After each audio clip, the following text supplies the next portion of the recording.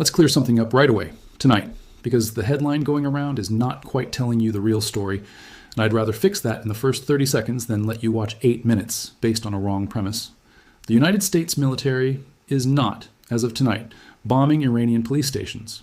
What is actually happening is two separate, very real things colliding at the same time, and once you see them side by side, laid out properly, the picture is honestly more serious than the headline anyway.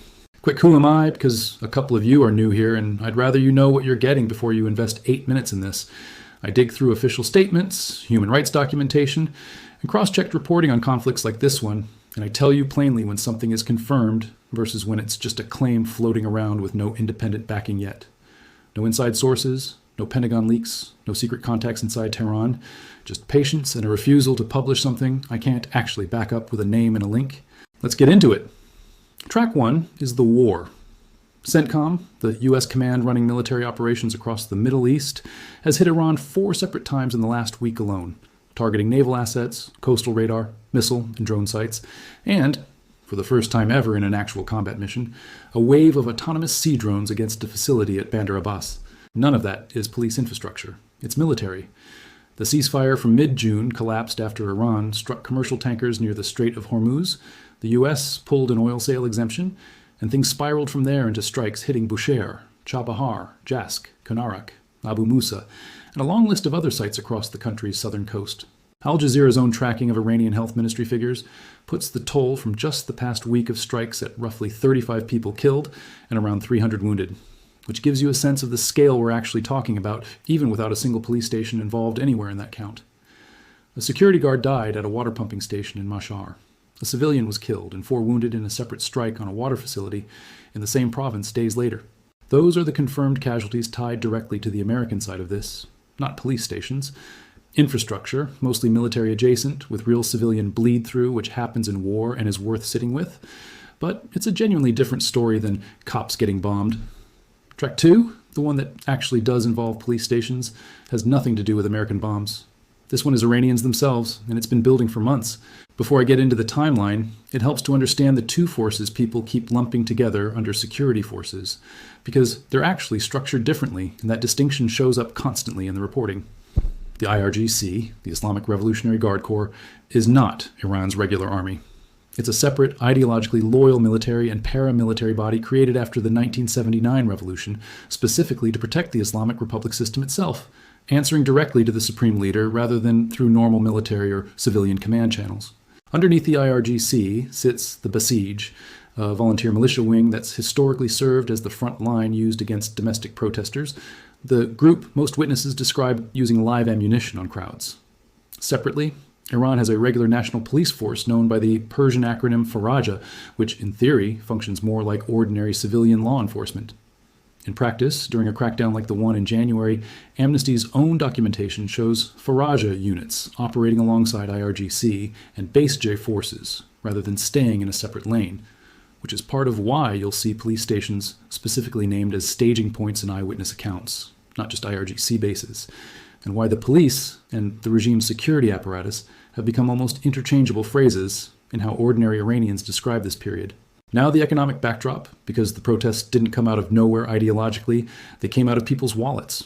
Iran's currency, the rial, had already lost more than 40% of its value against the dollar in the year leading up to the protests, largely tied to the fallout from an earlier 12-day conflict with Israel back in June of the previous year. Inflation kept compounding on top of that collapse. Layer in chronic water shortages and severe electricity cuts through 2025, bad enough to force school and business closures in parts of the country, and you get a population that was already exhausted and furious before a single protest banner ever went up.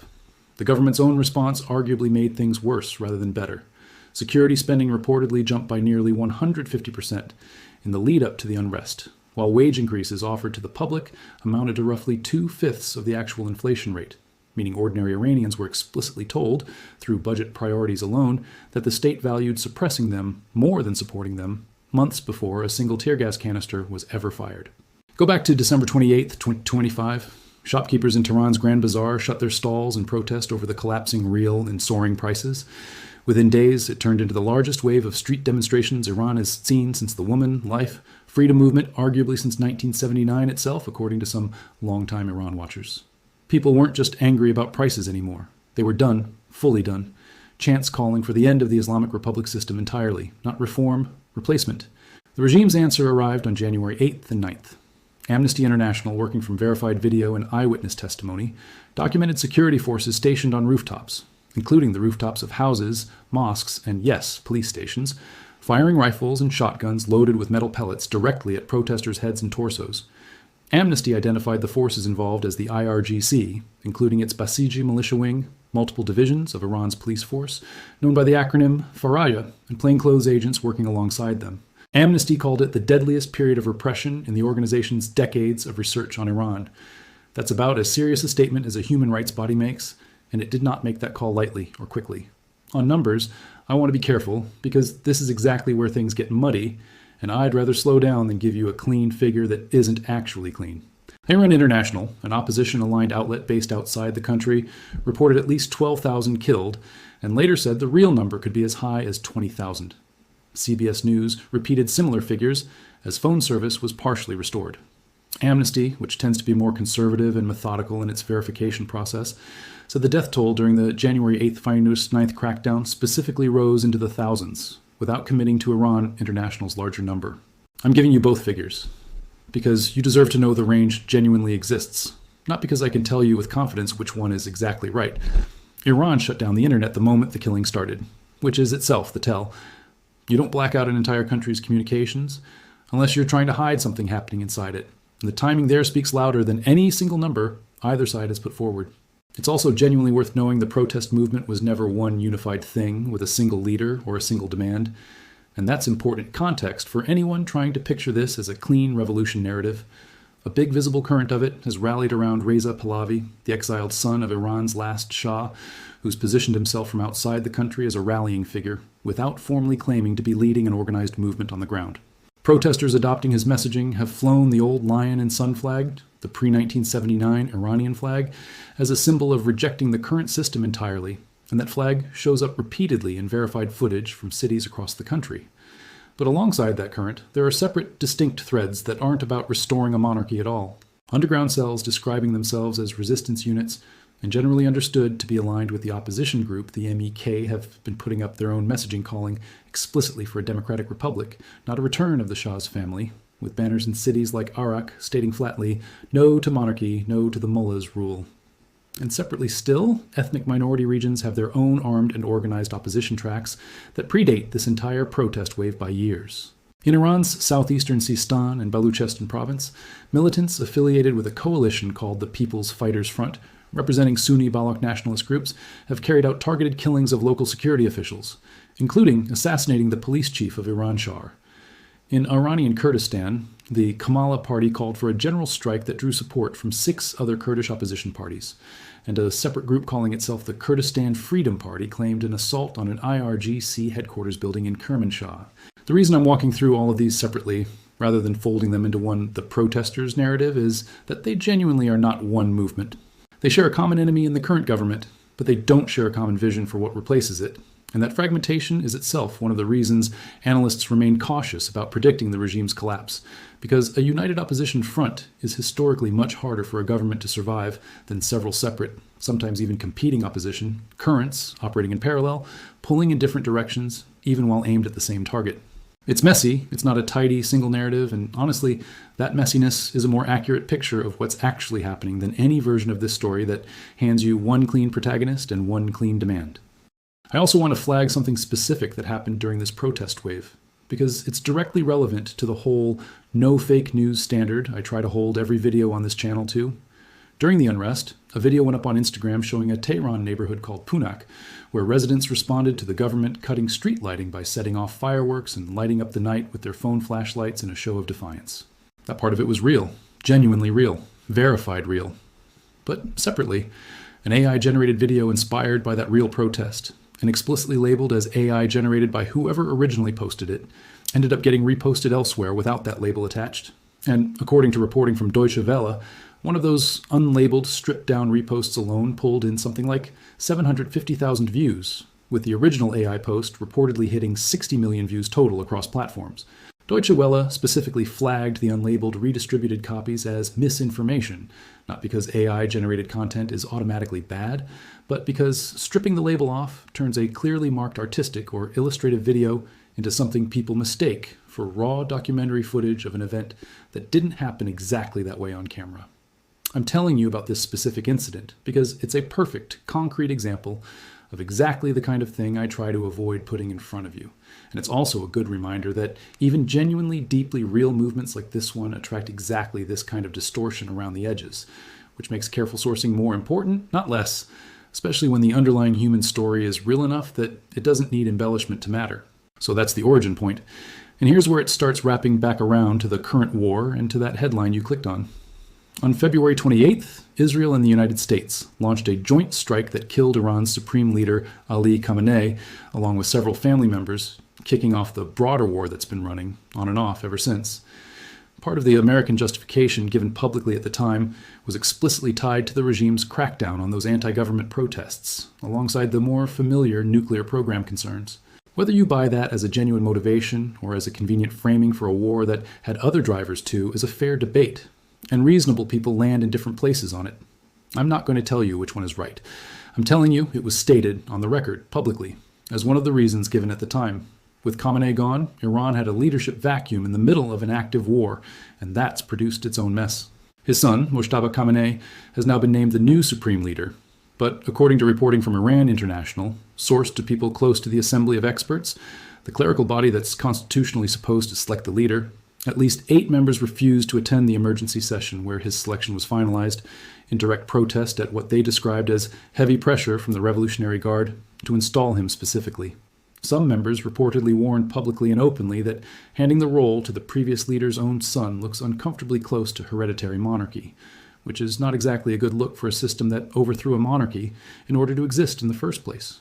Mojtaba has also been notably absent from public appearances since, including reportedly his own father's funeral procession, which several security analysts read as a deliberate move given how badly Iran's intelligence services were penetrated earlier in the war, and the real risk that showing his face publicly makes him a target for exactly the kind of strike that killed his father in the first place. Meanwhile, the protest movement never actually stopped, just quietly kept getting buried under war headlines. Reports compiled by the National Council of Resistance of Iran counted at least 135 separate protests, strikes, and demonstrations across the country in June alone, spanning nearly every sector of Iranian society, from laborers to teachers to retirees whose pensions have been gutted by inflation. During Khamenei's funeral proceedings in Mashhad in July, so-called resistance units, small underground cells generally understood to be aligned with the opposition group, the MEK, reportedly wrote messages in public locations, reading things like, "Khamenei is dead, the nation awakens." In Zahedan, according to the same reporting, protesters displayed messages rejecting both the old monarchy and current clerical rule entirely, calling instead for a democratic republic. In Tehran, protesters were reported lowering and tearing an Islamic Republic flag in half in Mashhad specifically, a genuinely striking image if it holds up. Though I'll say plainly that footage like this from inside Iran is extremely difficult to independently geolocate and verify in real time given the state's repeated internet blackouts. So treat individual viral clips with appropriate caution, even when the broader pattern they represent is well documented and consistent across multiple independent reports. Now here's the part that connects most directly back to police stations specifically.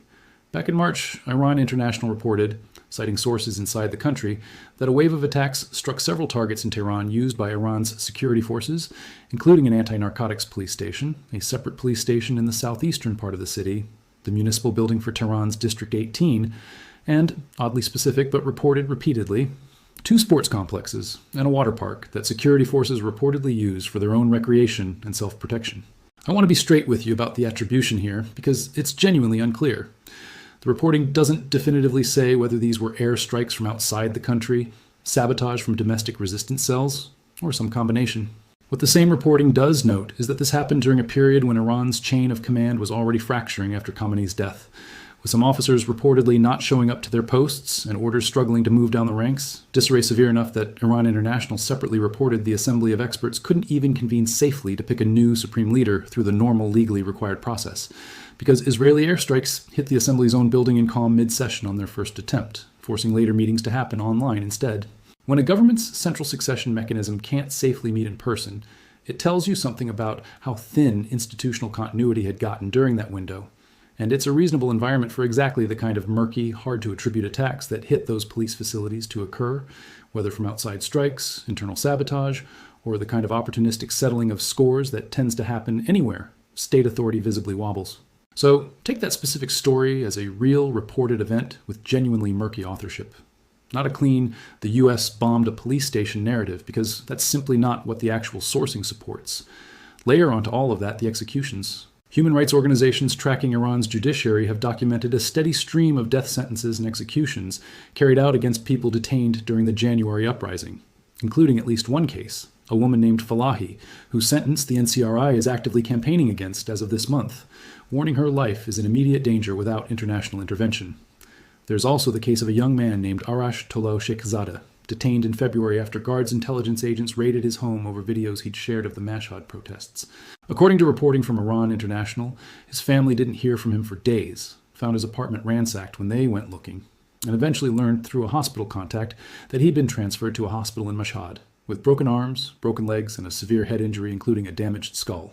I'm including that one case specifically because it's easy to talk about protest numbers in the thousands and lose the fact that every single one of those numbers is somebody's kid, somebody's brother, and that detail is the kind of thing that gets lost if all you ever hear is aggregate statistics. Cases like his also aren't isolated incidents. They're describing a pattern human rights monitors have flagged repeatedly and consistently. Family members of detainees describe the same rough, grim sequence over and over again across dozens of documented cases: an arrest with no warrant shown, days or weeks of complete silence with no confirmation of where the person even is, and then either a phone call warning relatives to stay quiet or themselves risk consequences, or a discovery, sometimes at a hospital, sometimes worse, that confirms what the family had already started to fear. The internet blackouts the government has repeatedly imposed during these periods aren't incidental to that pattern. They're part of the mechanism. Amnesty has been explicit about this, arguing that blanket shutdowns aren't just a barrier to documentation. They function as a human rights violation in their own right, because they cut off exactly the channels ordinary people would otherwise use to locate missing relatives, alert journalists, or get footage out before it can be suppressed or explained away by state media, which continues operating with full internet access throughout these blackouts, specifically so it can control the narrative while everyone else, including grieving families, goes dark. There's also an international dimension that just broke this week and is worth knowing about. On Monday, the British government moved to effectively outlaw support for the IRGC and an affiliated group inside the UK, using prescription-style powers normally reserved for terrorist organizations, following what officials described as a string of anti-Semitic attacks on British streets linked to those networks. Prime Minister Keir Starmer said the powers would make it easier to prosecute anyone doing what he called the IRGC's dirty work on British soil. The IRGC has technically been under British sanctions for a while already, but this specific step goes further, giving police and intelligence agencies broader tools to actually pursue and prosecute anyone found supporting the organization's activity domestically, rather than just freezing assets or blocking travel the way sanctions typically do. That's a meaningful escalation in how Western governments are treating the Guard specifically, separate entirely from the war in Iran itself. And it tells you something about how isolated this organization is becoming, even outside its own borders, at a moment when it's already stretched thin, managing an active foreign war and a domestic legitimacy crisis simultaneously, with allies abroad growing more willing, not less, to treat it as a genuine security threat rather than just a foreign policy annoyance. So where does all of this genuinely actually leave the regime standing right now? Analysts tracking the earlier phase of this war looked specifically for signs of military defection, the kind of internal crack that tends to precede a government actually falling, and as of the most recent assessments, they found little evidence of it. Iran's chain of command has been disrupted and strained, particularly right after Khamenei's assassination, but strained is not the same as broken, and disrupted communication between officers is not the same as officers refusing to serve. That distinction matters enormously if you're trying to figure out whether any of this adds up to the regime's collapse versus a regime under serious, sustained, genuinely multi-front pressure that is still, for now, functionally holding itself together against all of it. Here's my honest read, and I'll own that it's a read, not a certainty. I think the mistake a lot of coverage makes, on all sides of this, is treating the war with America and the uprising against the regime as if they're the same story with two names. They're not. They're two separate pressures that happen to be hitting Iran's government at exactly the same moment, And that overlap is what makes this period genuinely dangerous for the Islamic Republic, in a way that either pressure alone probably wouldn't be. A government fighting a foreign war can usually rally some nationalist sentiment behind it, the old rally around the flag effect that's shown up in plenty of other countries under external attack. A government facing domestic economic collapse and a legitimacy crisis over hereditary succession can usually still project outward strength to buy itself time, leaning on its security apparatus and its control of information to paper over the cracks. Doing both simultaneously, while your supreme leader was just killed and his replacement is hiding from public view, while your currency keeps sliding, while foreign governments are moving to formally isolate your paramilitary arm, that's a genuinely different and much harder position to be in than any one of those pressures on its own. Whether it's enough to actually break something apart is not a call I'm going to make for you tonight, because nobody outside a very small, well-informed circle honestly knows yet, and anyone claiming total certainty either way, in either direction, is almost certainly selling you something rather than informing you of something. I also want to flag, one time, plainly, how I'm weighing sources here, because it matters for a story with this many moving, contested pieces. Amnesty International and Reuters get treated as closer to a hard floor of verified fact in this breakdown, since both generally require multiple independent pieces of evidence, named or carefully vetted sourcing, and a track record of correction when they get something wrong. Iran International and NCRI, both opposition aligned in different ways, give you real, often accurate, often first-to-report information out of a country most Western outlets simply can't access on the ground, but they also have an obvious institutional interest in the regime, looking as weak and brutal as possible. So their bigger numbers and their framing get flagged as coming from an interested party rather than presented as neutral fact. State-run Iranian outlets, on the opposite end, have their own obvious interest in downplaying unrest and casualty counts, minimizing military disarray, and framing every dead protester as a foreign-backed rioter. So anything from FARS or IRNA about the protests specifically gets the same skepticism in reverse, treated as a claim from an interested party rather than a neutral account either. None of that means any of these sources are lying outright, and I'm not accusing any of them of that. It means everybody covering a story this politically charged has a lens they're looking through, and pretending otherwise, pretending any single source here is some kind of view from nowhere, would be its own kind of dishonesty, one I'd rather avoid, even if it makes this breakdown a little more complicated to sit through than a clean, single-source narrative would be. It's genuinely worth putting this against Iran's own recent history for a second, because the regime has survived enormous protest waves before without falling. The woman, life, freedom movement in 2022 and 2023 was massive, sustained for months, spread across dozens of cities and universities, and drew global attention and solidarity, and the government still weathered it, largely through exactly the kind of brutal, sustained crackdown amnesty documented again this January. The 2009 election protests, the Green Movement, were similarly massive, similarly sustained, and similarly survived by the state in the end. So there's a real repeated pattern here of a government that has absorbed protest wave after protest wave that looked, from the outside and in the moment, like they might genuinely be the beginning of the end, and simply was not time after time. What's genuinely different this time, and I think this is the honest distinction rather than manufactured hype, is that previous waves didn't coincide with an active, ongoing shooting war with a foreign power, a decapitated top leadership structure, and a succession crisis playing out in public through leaked reporting about clerics refusing to show up to their own selection meeting. Surviving one existential threat at a time is something this government has proven, repeatedly, it can do. Surviving 3 or 4 stacked on top of each other simultaneously is genuinely untested territory for it. And that's the honest reason this specific moment gets more sustained attention from serious analysts than protest wave number 4 normally would on its own. Where this goes next probably depends on which pressure moves faster. If the war grinds down into another rolling ceasefire, which is the pattern it's followed twice already this year, the regime buys itself room to focus inward on the protest movement. And historically, that's when crackdowns tend to intensify rather than ease, because a government not distracted by an external front has more resources, more personnel, and more attention to point squarely at its own population. If instead the war keeps escalating the way it has for the past week, resources and attention get split across 2 fronts at once, and that's generally the environment protest movements find easier to operate and organize in, not harder, simply because the state can't watch everything simultaneously. I'd personally watch troop and security force deployment patterns over the next couple of weeks more closely than I'd watch any single viral video out of Tehran, because redeployment is usually the more reliable tell for which way a government under this much simultaneous pressure is actually leaning long before it shows up in an official statement or a state media headline. None of that is a prediction with a date attached, and I'd be suspicious of anyone handing you one right now. It's a framework for what to actually watch amid the noise, which is a different and more useful thing than a guess dressed up as certainty.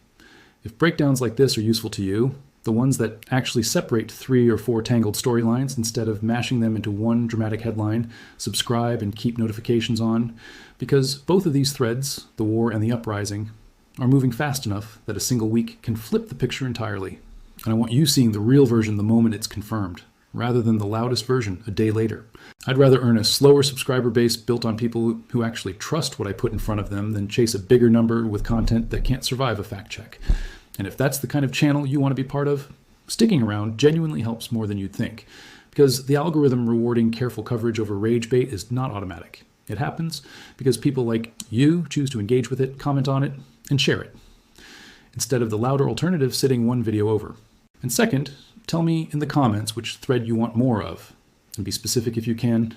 The war itself and where the front lines are actually moving, the leadership crisis inside Iran, and whether Mojtaba Khamenei can actually hold the position long term, or the protest movement itself and what's happening to the people risking everything inside the country right now.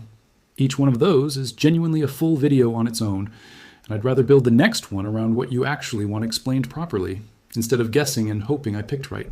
If there's a specific person, a specific city, or a specific claim you've seen floating around that you want me to actually verify before you believe it, drop that too, because half of what ends up in these breakdowns started as exactly that kind of comment from someone who wasn't sure whether something they'd seen online was real, and I'd genuinely rather chase down your specific question than guess at what the audience wants in general. Thank you for sitting through the correction at the top, instead of just clicking away with the easy wrong headline version already believed. And thank you for actually wanting a story this tangled, this contested, and this human done right instead of done fast. I know that's a bigger ask than most channels make of you, and I genuinely don't take it for granted. I'll see you in the next one.